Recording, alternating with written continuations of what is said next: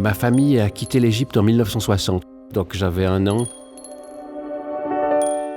Et bon, j'ai pas de souvenir direct de cette Égypte avec ce jeune âge, mais peut-être que j'ai senti les sirènes du bateau, j'ai dû sentir mes parents faire les valises, j'ai dû abandonner des jouets, j'ai dû sentir beaucoup de choses dont je devais me séparer, dont la famille devait se séparer. Et peut-être que ces sculptures cherchent ce qui a été perdu, cherchent ce qui a été oublié dans la nuée, dans le désert, dans une brume qui s'est éloignée. Elles disent peut-être que tout n'est pas perdu, qu'il reste des choses qu'on a emportées même si elles n'étaient pas dans les valises.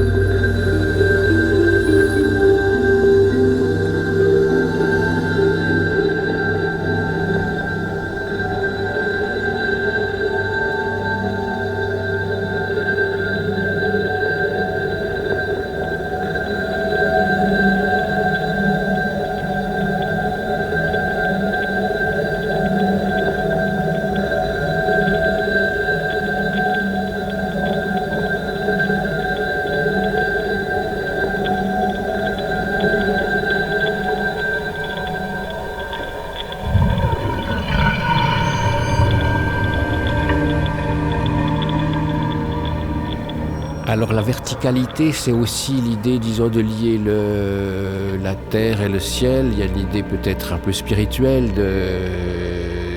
qui se distingue de ce qui est couché, de ce qui est amorphe. Disons, la verticalité porte une énergie, elle porte un élan qui s'arrête pas au fond.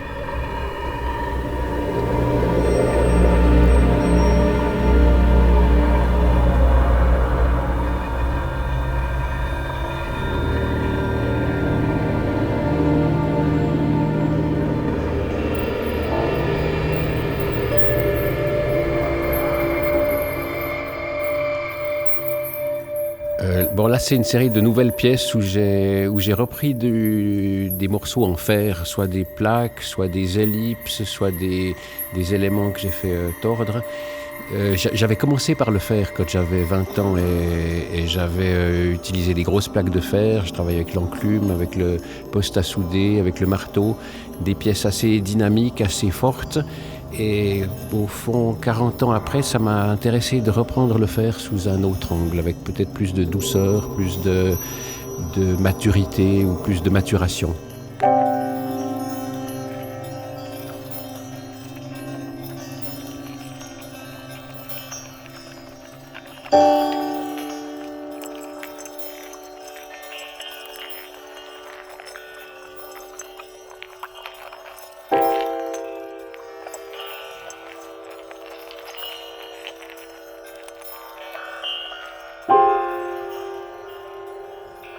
Peut-être dans l'espace, j'aime aussi les vides, parce que un espace, la sculpture au fond, c'est un objet qu'on peut toucher, qu'on peut mesurer, mais au fond, il y a les vides qui sont autour de lui et j'essaye de faire parler ces vides, parce que c'est eux qui nous racontent peut-être, qui nous racontent notre présence et notre absence.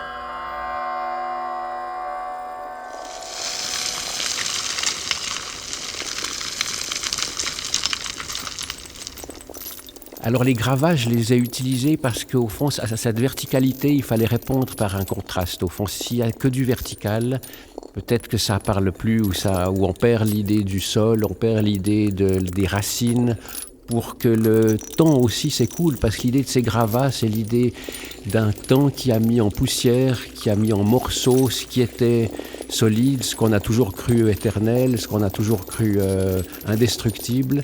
Les choses s'effondrent, les choses s'usent et la matière vit.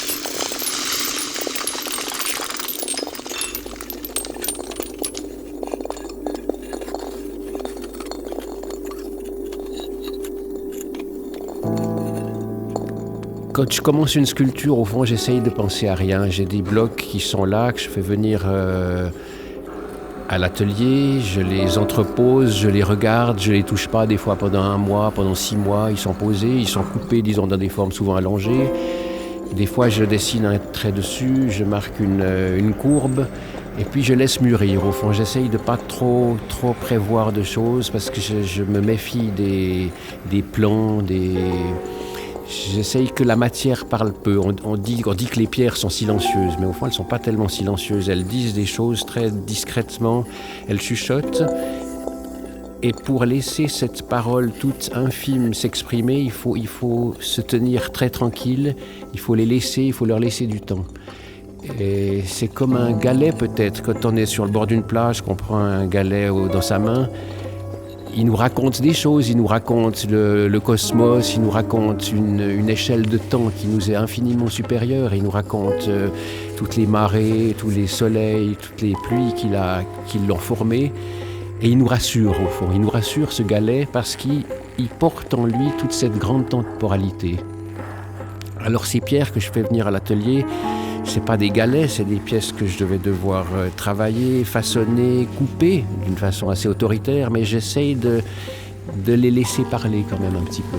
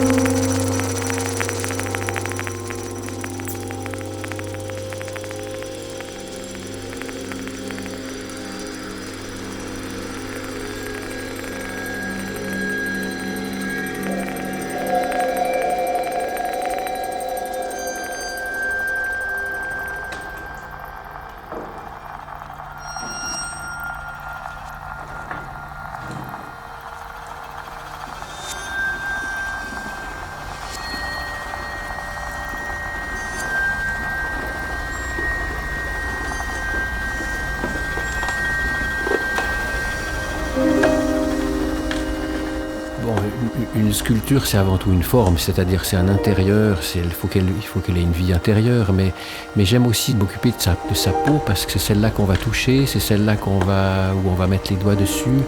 Et puis avec mes pigments et puis de la peinture, je travaille cette peau, j'accentue les infractuosités, j'accentue les ombres, et j'aime cette façon d'entrer encore dans la sculpture à travers sa peau.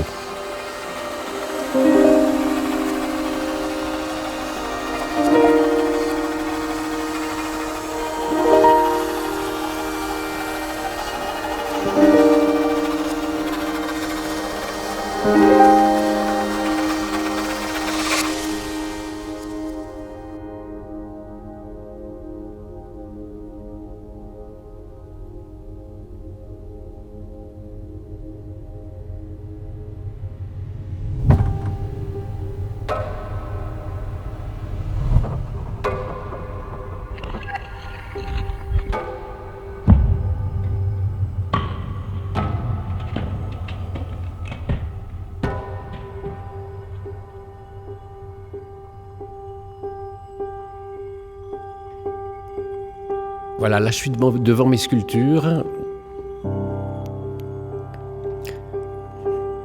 J'ai l'impression qu'elles me regardent. Elles me demandent au fond pourquoi elles sont là, pourquoi je suis là.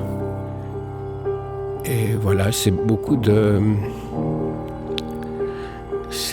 temps que j'ai passé avec elles. Je les aime parce que je les ai faits. Pour les faire, j'ai dû les aimer, j'ai dû les chercher. Et voilà, on se regarde les deux.